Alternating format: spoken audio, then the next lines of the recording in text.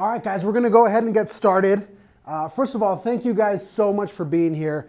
It means the world that you guys would take time out of a Saturday, busy Saturday. We all got a lot of stuff going on Saturday. So the fact that you guys take time to come here means absolutely everything. So one of the things that I want to share is kind of what the vision is for Bagels and Branding, right? This is the first event that we have. And so we want to really take time to establish what it is that you guys are going to get out of this. Why would you even come month after month? What is it that we're going to be learning and what it is that we're trying to build? And so the idea behind this whole project and what we're going to try to build is just create a community of entrepreneurs, people that want to be found, that want to be heard by more people, and that want to ultimately grow their business. And so I'm super passionate about this topic because I have my own business, and being around entrepreneurs for the last decade, being in real estate, be that other real estate agents or be that clients that had small businesses that wanted to buy their house, I've seen so much hope when somebody starts a small business, right? So by raise of hand, who here has a small business, has a side hustle, or is a self-employed individual? Okay, a lot of us in here. So in talking to people that want to get started or people that are already in it, there's so much hope behind a side hustle, behind joining an MLM company, starting a car dealership, starting a massage parlor. I mean, there's so much hope behind that decision, right? Because we want to start to do something that can ultimately put us in a better position. We've either through experience or through books that we've read, we've realized that maybe that 9 to 5 is not necessarily the best path for us. And so we make this decision that we want to try to build something based on our skill set, based on our talents, based on the people that we have around us.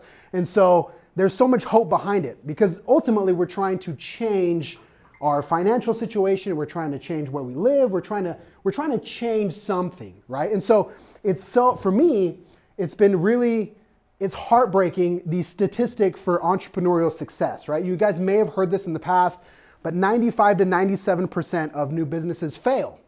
So to me, that's heartbreaking because that means that out of every 100 people that take the step and say, I want to do this, I want to start something that can put me in a better spot, 95 to 97 are going to fail.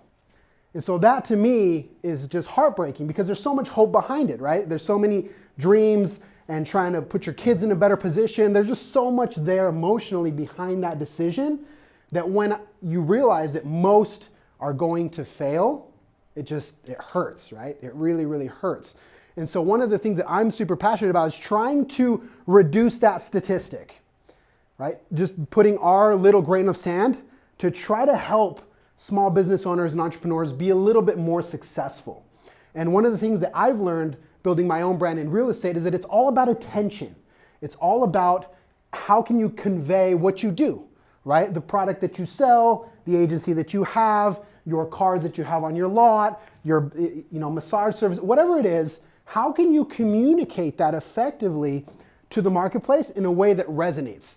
And so when we talk about bagels and branding, Liz will talk a little bit more in depth about what actually a brand is, but that's what we want to convey. And so what I would invite you guys to do is as you're listening to whether myself or Liz, you're going to start to get ideas. One of the things that I've learned coming to events like this is that all of a sudden the ideas start to pop into our heads. And so I would invite you to either write down those ideas, keep track of them somehow if you have a notepad, if you have your notes app on your phone, but don't ignore those ideas and really think about what you do and try to contextualize everything that we're going to be talking about to what you do specifically. And so, because when it comes to branding, and I feel like a lot of times when we learn about it, it's so macro, right? Like there are all these ideas that kind of float around, but it's really difficult to bring them to earth. So we talk about all these different concepts like you got to be consistent or you got to do this or you got to do that, but it's very macro. And so that's one of the interesting dynamics because every single business has nuance to it and it's different, and you're not going to market a car dealership the same way that a real estate agency or an MLM product to whatever else that we're doing. And so try to really think about and focus for the next hour on your thing. What do you do and why do you want to do it? And then from there, try to really focus on what you provide, Because whatever business you're in, I would assume that you're in it because you believe that what you have has value, right? Otherwise you wouldn't be there. And if you're audacious enough to be in business, then you also believe that you can probably do it better than most, right? So, and that's not to be arrogant or anything like that, but let's be serious. If you guys could be serious for a little bit, raise your hand if you truly believe that your service is exceptional in some way or form. Okay, I think that's fair to say. And so another thing that I would encourage you to do is own that. There's a very fine line between confidence and arrogance. And I feel like sometimes we feel like we don't want to put ourselves out there because how is it going to make somebody else feel? Or we don't want to come off as arrogant or cocky.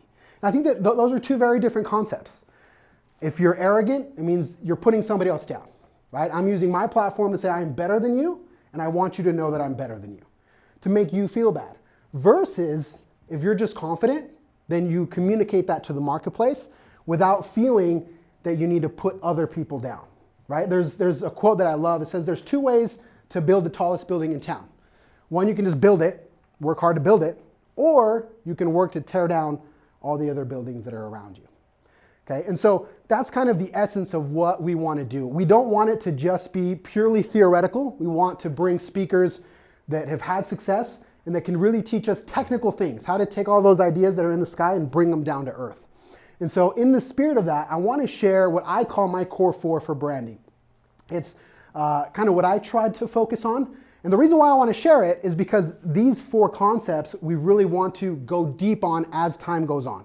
So in the coming months and the coming events, we want to be able to emphasize those points so that when you come to this event, you know that you're going to leave with something, right? You're going to leave with an idea. You're going to leave with something that you want to improve, but you're going to take something from here aside from those bikes, because I saw those too, and I'm thinking about that right now.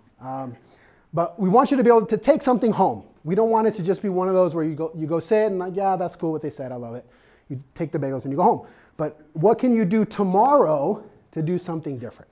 Okay. So first of all, I'd like to go around the room really quick and just, if you guys can just say what business you're in, I think that would be awesome. So if we could start right here, just real quick, what business you're in. My name is Jake. I work for, my own business, NAHREP Wellness. It's in the South. So. I'm Kiki. I don't know what I want to do yet, so that's why I'm here. Awesome. Love it. I'm Parker. I sell butterflies and I coach people. Wait, tell me a little bit. Wait, hold up. Yeah, that always. I cannot let that slide right now. Tell me, you sell butterflies? Expound on that, my brother. So I have a farm in Draper. I've been in the nursery industry for almost my whole life. And 5 years ago, I started selling butterflies. And I just expanded it from there. I've learned the skills that it takes to really get a business off the ground, especially from scratch, that doesn't exist. And so I've been able to coach other people to do the same. I love that, selling butterflies. That is so cool. Gustavo, and I'm in the automotive industry. Automotive industry, awesome. Right here? Morris, Lucero, and we own an e-commerce business. E-commerce, love it. I'm Raquel, I'm real estate agent. Real estate, back here? Leslie, photographer and talent. Back here? Karina, real estate agent. Karina, real estate. Back here? Gio, I'm in digital marketing. Gio, general marketing, right here? Giovanni, I have a produce company. Produce company, awesome. Ivan in a restaurant. Ivan in restaurant. Okay, awesome. So I love this because it's so different, it's so vast. So that presents an interesting challenge for Liz and I to how can we craft messages that resonate for everyone, from butterfly sales to auto to real estate. And so that's what we really want to try to do. And we don't want it to be something where you're just coming up here and listening to me talk, unfortunately. We want it to be something where we bring other people in to help us. So going back to the concept of Core 4. Now, I don't want to go super in depth. Each concept could be hours of speech. But the first one is that when you talk about branding, you have to be consistent. And you've heard this all the time. I've heard it a million times, right? But I think that there's more to that than just saying you got to be consistent, meaning that you got to do it every day. Right now, I'm currently in training for a boxing match. And so my sister's actually a boxing coach, and my brother's a boxing coach. And so one of the things that I found so hard was that when I went in, they would say, you got to be consistent. You got to work out every day. But everything hurt. Like everywhere, all the time. Karina knows about this. Like it just hurts everywhere. It's like, but you still got to be consistent. And so aside from just saying you got to be consistent, I had to figure out what I needed to do to be able to do that. From a nutritional standpoint, watch what you're eating, watch how you're sleeping, how much water are you drinking, so that I could be consistent because I was just broken and everything hurt all the time. So I feel like when you talk about making content or branding yourself, it's a very similar concept where we have to figure out what do you have to do to be able to be consistent. It's not just do it every day. And so that's where I feel like a lot of maybe the branding / marketing training out there falls a little bit short because it's just this concept of just do it. Just do it, do it, do it, do it. But there's not a lot of substance behind it as to how that actually happens. All right, so that's point number one. To be consistent, how are you consistent? What is your message? What are your platforms? And how can you be always crafting ideas that can have a chance to land? Because what is very heartbreaking as well is if I can get an entrepreneur to not only start a business, which is a leap in and of itself, they start the business and then they start to create content, but then nobody cares. So that's another heartbreaking scenario and that's why I feel like it's so cool / difficult to be an entrepreneur. And I respect entrepreneurs so much because it's this constant ladder of difficulty. The first step, you start, that's hard enough. Now you get to a place where like, okay, I need to market myself. So how do I do that? So you might not have a lot of training. You try to figure out little things that you can do. You put it out there and it tanks. Nobody cares. You put out a promotion, you put out a great video, you went and you talked to someone about your product, and nobody cares. So that's very difficult to stomach, and that's why a lot of people quit, right? You talk about your butterflies, you talk about your massage, and people don't care. And so the question with branding is how can we make people care? Liz will talk a little bit more about this, but a brand is more so a feeling than just a logo. So how can we get people, number one, interested in what we have to say so that you have a chance to give your value, right? So that would be number one. You got to be consistent. Number two, it has to be contextual. And when you talk about context is probably my favorite word. I say it 37 times a day. But the word context, what the word context means is that it has to be in the appropriate place at the appropriate time so that people will actually consume it. I'll give you guys a really quick example. So I coached a realtor probably about 4 or 5 years ago that wanted to start making videos. So I said, okay, just put your phone there and answer a question. Just think of any question that someone has asked you, the most basic question. Answer that question and then post it on your social media. Cool, she did that, she posted it. But then what she did was it ended up being like a 6-minute video and she posted it on her Instagram stories. And if you know anything about Instagram stories, it's like little 15-second blocks. So all of a sudden there was like 237 stories from her video and nobody saw it. And so she was so discouraged because she said it took her like 13 takes to do it. She got her hair done. Like she went all out on this video. And she did it, but she put it in the wrong place, right? She didn't know. She thought she was just sharing it and it was going to blow up and it was going to be this viral video. And it didn't end up being that way because she just simply put it in the wrong place. So when you talk about branding and marketing and content, these platforms are changing all the time. So be it TikTok, be it podcasting, be it Facebook that's tried and true, be it Instagram Reels versus stories versus just long form, articles, LinkedIn, like there's all these different ways that you can do it. You know, right now I'm in the process of advertising on Hulu. So Hulu is a very different beast than just putting it on TikTok. So there's all these different ways that you can get your message out there. But to make it contextual, you have to be aware of why people are where they are. When they're on TikTok, why are they on TikTok? And how can you play? Does it mean that you have to do funny dances? Does it mean that you have to use weird filters? Maybe, maybe not. So that's what I mean when you talk about having the proper context.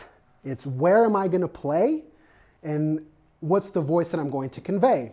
If we talk about LinkedIn versus Snapchat, very different ecosystem, completely different. email marketing versus YouTube, podcast versus whatever you want to call it. And so when you talk about being contextual, we want to make sure that we start to brand ideas of where you guys can play. It doesn't mean that you have to play everywhere, but where can you play so that more people can find you? More people have a chance to give you a shot, whether it's B2B or B2C, so that you can be heard and so that you can be found. So number 2, it has to be contextual. Point number 3 is you want to become a creator. And what I mean by becoming a creator is there are certain people within industries that are called thought leaders. Have you guys ever heard that? So the question is, how do you become a thought leader? We have a great example in the room. Karina just wrote her first real estate book and published it, right? So big shout out for Karina.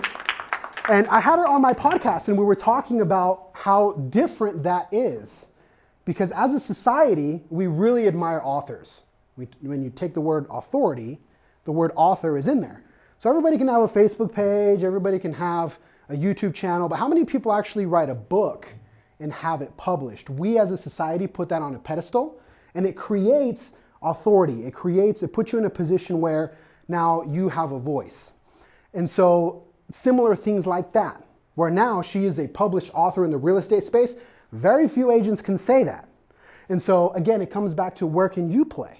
What can you do? Is writing a book the right thing for you? Maybe it is, maybe it's not. But how can we get you to have more influence within your space? And I think that at the end of the day, that's what we're all looking for. For example, I know that Gustavo is very active on Instagram. He has great graphics. And so I know that you put a lot of time and effort into your Instagram profile. So the key is, how can we have more eyes on that? Because it's great. And I genuinely believe that if more people knew about who you are, your business would grow. Not to say that your business isn't good where it is today, but I believe that if you're in this room, it's because we're trying to make it better. And so, and I believe that from the heart. Like if more people knew about Gustavo, they'd pick him to buy their car, right? If people knew more about your butterfly business, I mean, I'm so excited right now about your butterfly business, right? And so we need more eyes on those things. If more people learn about your products that you guys sell on e-commerce, you have a better shot. Does that make sense? So when we talk about becoming a creator, how can you become a thought leader in your space? And I don't know if you guys have been, for example, if you go on Twitter, if you go on TikTok, put your industry and then the word TikTok, and there's a bunch of content. Go to real estate TikTok, go to car TikTok, go to massage parlor TikTok. Like, there's so much. Same on Twitter, same on Instagram. And so there are people within industries that have attention and that people pay attention to. How can we get you in that room? It's all about getting you in the room. So point number 3 is, how do you become a creator? And the 4th and final point is the content or whatever you're going to do, the way you're going to convey this has to be creative. It has to be different. I'll speak on my industry, on the real estate industry, because that's my industry, right? So realtors tend to do the exact same thing all the time. If you go on Instagram and you follow 37 realtors, most of them just post listings, they'll post their open house, and when they have a closing every 4 months, they'll take a picture and they'll post it. That's it. Right, Karina? That's it. There's nothing more. That's it. And so it doesn't land. Nobody cares. And so what I've tried to do is come at it more from an educational perspective, right? People don't care about my open house. Like, they really don't. And the odds that you're looking in that neighborhood right now, today, in that price range, is like slim to none. So you're putting something out there that has no chance to land. And it becomes egocentric to where I just want you to know that I have an open house, bro. That's all I want. I want you to know that I had a closing so that you can think that, and then I can close you too. So it becomes egocentric. So we have to be creative in how we do this. And how do we come at it from a value perspective of how do I teach people, right? On one occasion, I had a meeting with an auto mechanic. So he had a shop and he was trying to get his social media going. And I said, look, why don't you make a video and teach people how to change their oil? And he's like, excuse me? He's like, why would I do that? He's like, I charge people to change oil. Why am I going to make a video to show you how to change your oil? Like, that doesn't make any sense. And I said, look, dude, people, me included, we're lazy, right? So if you teach me how to change my oil, I don't want to do it. But I know that you know how to do it. Does that make sense? So now I know that you know how to change my oil, and you taught me how to do it, and it made sense. I'm going to go with you. Because it doesn't mean that I'm going to do it myself. Maybe 1 or 2 out of 10 might do that and say, oh, this is cool, I'm going to change my own oil. Most of us, probably not. Who here is not super fancy with cars? As in, like, you cannot change your oil.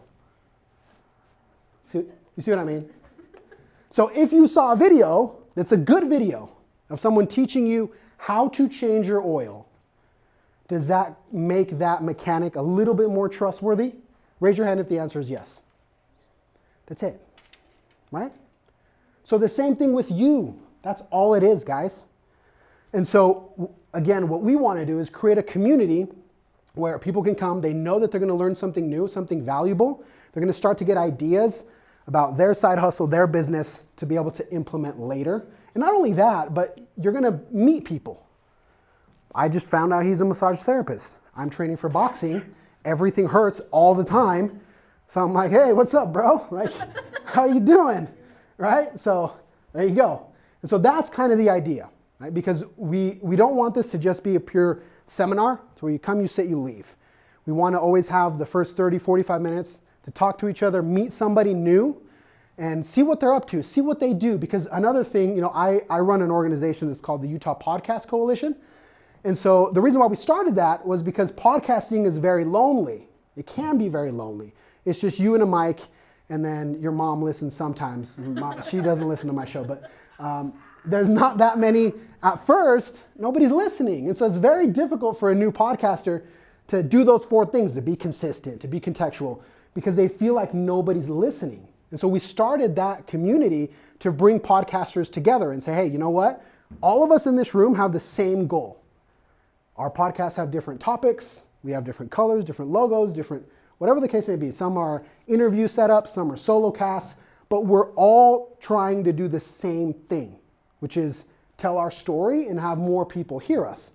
And so when you talk about podcasting, we wanted to create that community so that people could bounce ideas off of each other and not feel alone. It's the same thing here. Everyone in this room is an entrepreneur. Everyone in this room is doing it for a reason. And let's be real, in most cases, you're doing it for money. Right? We want to make more money. And that's okay. It's okay to own that. That's fine. And so the way that we get there is we need to sell more. And how do you sell more? More people need to know about what you do. All right. So I hope that this is fruitful, and I hope that you guys continue to come. That if you have any questions, feel free to reach out. And so that's kind of my spiel for the day. Thank you, guys. Awesome, guys. But once again, thank you guys for coming out. We have about 10 minutes left, so we want to open it up for Q&A. So if anybody has a question, this is the time to be selfish, to ask your question if you have one. If not, I can just keep talking. But so does anybody have a question?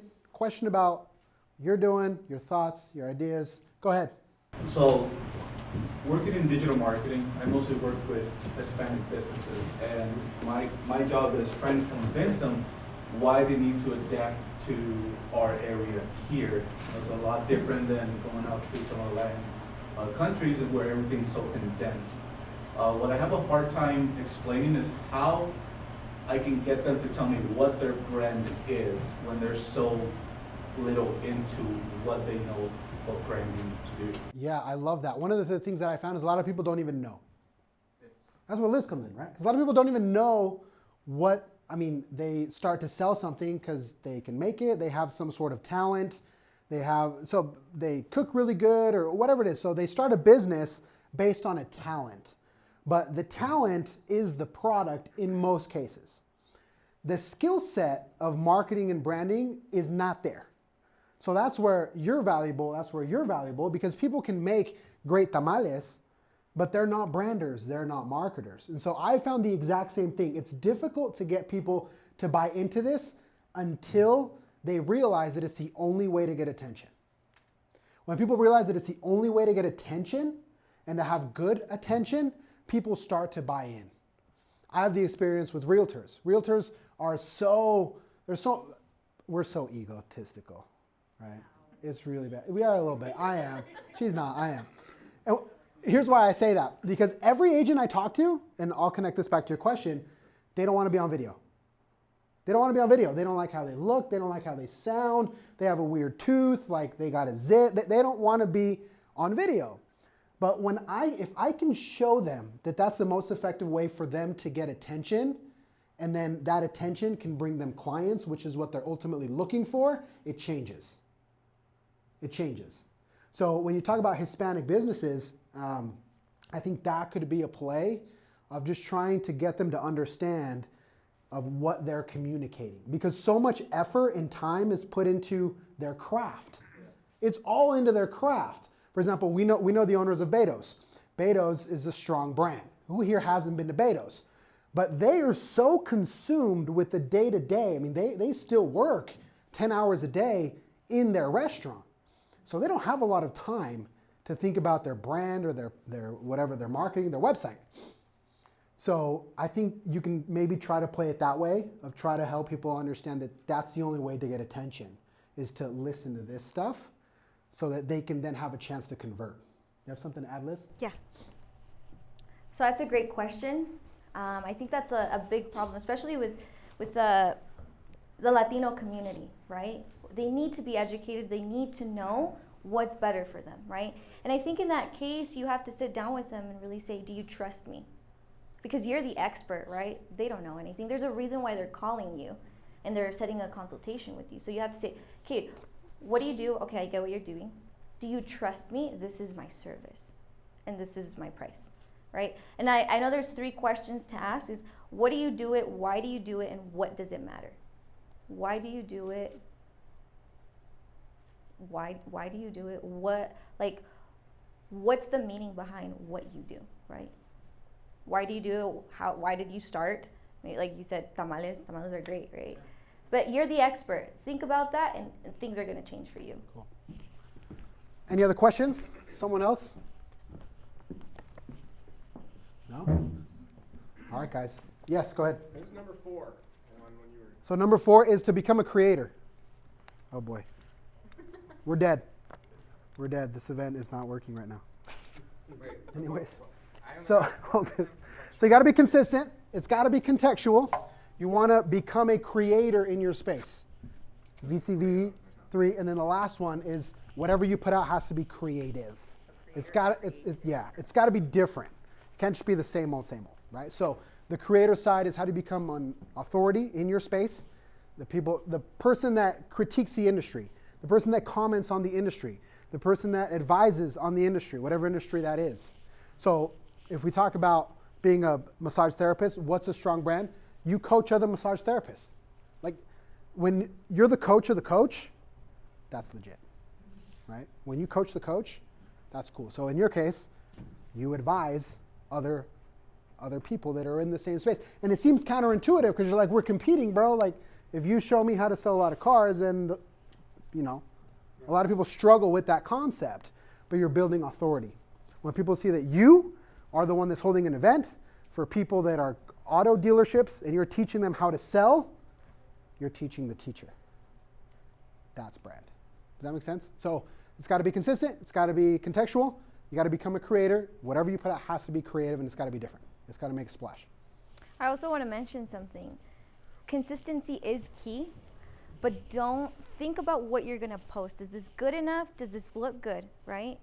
And I think that's where a lot of people lack is they just put that, because they say be consistent. Okay, well be consistent, but understand what you're putting out there, right? Because what you're putting out there, it's out there forever, right? Yeah, and that's one of the things that we want to make sure that we teach you guys. For example, Ray, she's my content producer. We put out 13 to 27 pieces of content per day, and I probably spend 2 hours a week on that content. How do we do that? Right? Because like, as you say, if you're going to be consistent, great, but what you're putting, your output has to be good. So those are some of the things that we're going to get into over time of how you actually do that so that you can have a proper message going out all the time and you don't sacrifice on quality. So it's gonna take time, and we're all gonna build this together. But that's kind of the idea. So it's not so much to just give you core 4 and just that's what it is. Go play with it. That's what we're gonna focus on. Different pillars, different concepts, and we're gonna try to build this thing out. So, any other questions? Yeah. Go ahead. How did you start? 'Cause I mean, I know Liz from the very beginning. I know Karina. I see her business, my brother-in-law. And you would think I'd have a little bit of an idea. That rock stars around you? Yeah, but I'm still like, I don't know. So I think when you talk about how to start, there's two things. Number one, what do you enjoy and what are you good at? Those two things might be different. So that's where you have to make a decision. A lot of people have a passion that it's not really a business. Some people have talents that can be a very successful business. So I think it just starts with looking at yourself and saying, what am I good at and what do I enjoy? And where can I apply either one of those to have success? What industry can work? For example, if you're really good with people, if you're really good with numbers, if you're really good with learning concepts on the fly, if you like to be in the outdoors, if you understand design, if you start checking out boxes, you need to be a real estate agent. If you're like, I don't know, so it just kind of comes down to understanding what you're good at and what you enjoy. If you're lucky enough that those two things are the same, you've won. You've absolutely won. That's not everybody though. So I would just start there of what do I enjoy? Is there some way that I can make money doing what I love? Cool, not everybody can do that. If you can do it, you're super lucky, you've won, and I'm jealous. If not, then what are my natural strengths? What are my talents? And where can I apply those? Where can those be valuable? Also, share your journey. I mean, you're lost, you don't know what to do. That's your story. Share it, right? Whether it's on Instagram. So another really quick thing, don't just think of social media, right? That's just one lever under marketing. Think of your owned media. What's owned media? Your website, you start a blog, right? The minute that Instagram shuts down, we're all gone, right? So focus on that, right? Maybe share your story through a blog, whatever website, things like that. So it's another key thing to know. But yeah. Cool. Thank you guys. That's Bagels and Branding. Thank you so much for coming. If you have other questions or something, we'll be here. But love you guys.